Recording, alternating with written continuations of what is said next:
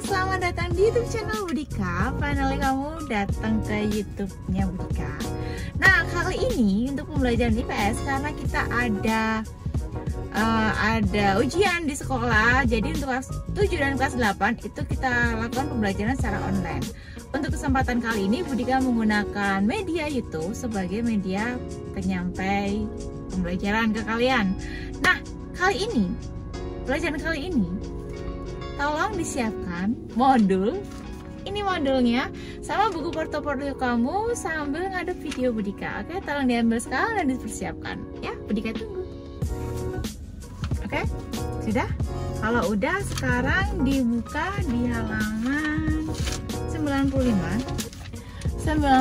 kita masuk materi baru tentang pemberdayaan masyarakat. Nah, sebelum masuk ke materi baru, Budika mau kasih sedikit recap tentang materi kemarin. Materi kemarin kan Budika itu menerangkan 3 tokoh. Ada nih, muter 3 video tentang pahlawan di pembelajaran sosial budaya tentang masa lalu yang ada di Indonesia. Tentang 3 tokoh, ada Sultan Nuku, Ratu Kalinyamat, sama Laksamana Malahayati. Nah, mumpung ini kalian buka YouTube, di cerita yang Budika ceritakan kemarin di pertemuan sebelumnya itu ada salah satu tokoh, itu namanya Ratu Kalinyamat. Itu di daerah Jepara ya, itu ratu di daerah Jepara, itu menolong daerah Jepara, itu memiliki armada yang sangat kuat, bahkan hingga sampai membantu mengusir tentara asing yang di daerah Johor Bahru. Nah, mumpung kamu buka YouTube,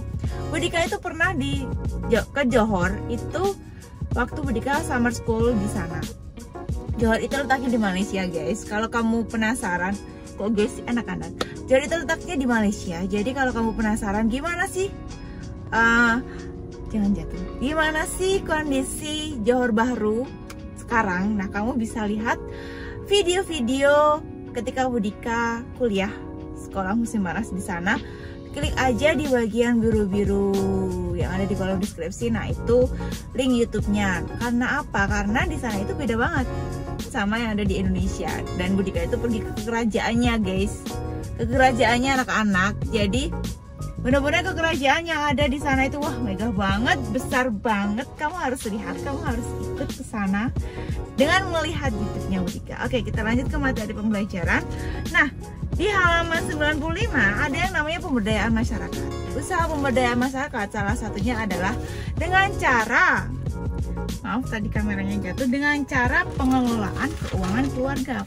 Kalau kamu mau nyimak, itu kamu bisa dibuka halaman 100. Nah, pengelolaan keuangan keluarga. Nah, di sini sebelum Budika masuk ke materinya, itu Budika mau tanya kamu gimana mengelola keuangan kamu sehari-hari.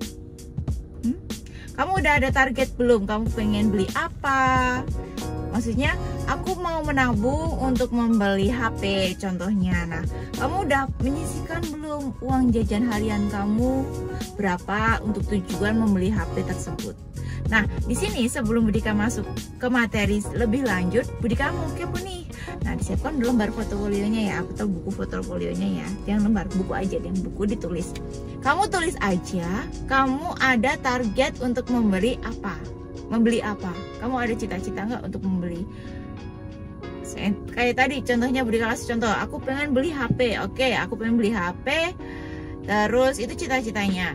Nah, apa yang sudah kamu lakukan untuk membeli HP tersebut?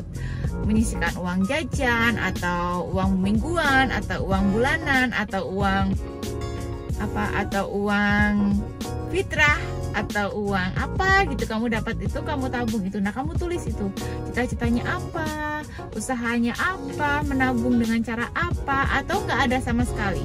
Tapi kalau kamu ada cita-cita untuk membeli apa, impian sesuatu, itu tetap kamu tulis. Nah, di situ Budika akan tahu, oh, kamu udah melakukan pengelolaan keuangan harian atau belum. Nah, itu ditulis ya di lembar portofolio.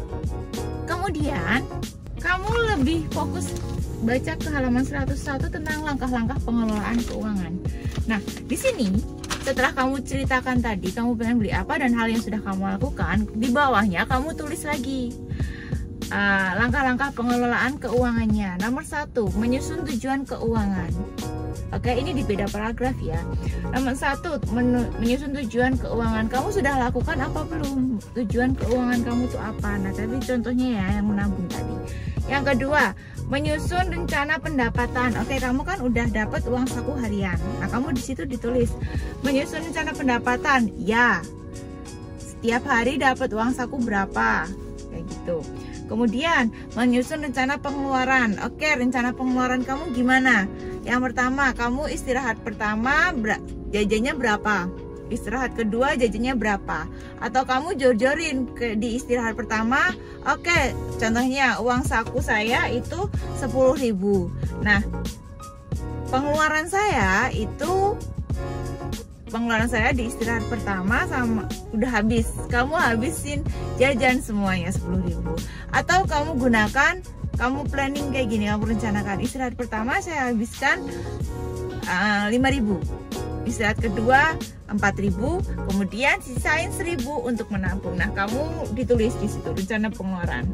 Nah, di sini kamu udah tahu yang namanya membedakan kebutuhan dan keinginan. Nah, ini nanti akan dijelaskan juga secara langsung aja ketika kamu sudah membuat tujuan keuangan, rencana pendapatan, dan rencana pengeluaran. Nah, terus besok ketika kita bertemu di kelas, kita akan belajar yang namanya membedakan kebutuhan dan keinginan, memilih prioritas pengeluaran, kemudian melakukan penghematan pada pos pengeluaran, menabung secara periodik, merencanakan program untuk masa pendatang, dan melakukan review. Itu nanti sama Budika. Jadi tugas kamu adalah yang pertama itu menceritakan tentang cita-cita kamu ingin membeli apa.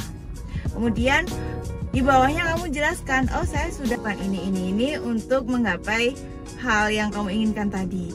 Kemudian di paragraf baru itu kamu melakukan yang namanya langkah-langkah pengelolaan keuangan. Nah, di situ ada apa aja? Yang pertama, menyusun tujuan keuangan yang tadi kamu ceritakan di cita-cita. Ini lebih terstruktur maksudnya ya. Kemudian menyusun rencana pendapatan. Oke, uang saku saya setiap hari dapat berapa, kamu tulis di situ. Kemudian rencana pengeluaran yang kamu lakukan setiap hari. Misalnya dari uang saku itu kamu gunakan di istirahat pertama dan istirahat kedua untuk apa. Kemudian untuk kamu tabung juga berapa. Nah, di situ kamu tulis.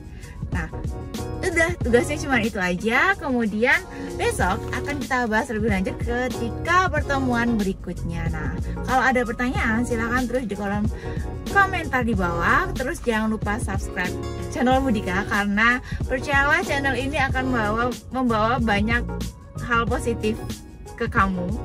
Dan mungkin kalau ada kegiatan daring lagi, Budika akan menggunakan YouTube channel ini aja karena lebih efisien ya, nggak perlu nulis atau mengerjakan modul gitu, nggak perlu. Jadi kamu di sini lebih paham. Oke, tugasnya itu aja. Sampai ketemu minggu depan. Nggak sabar buat membahas pengelolaan keuangan ini. Sampai jumpa di pertemuan berikutnya. Bye bye.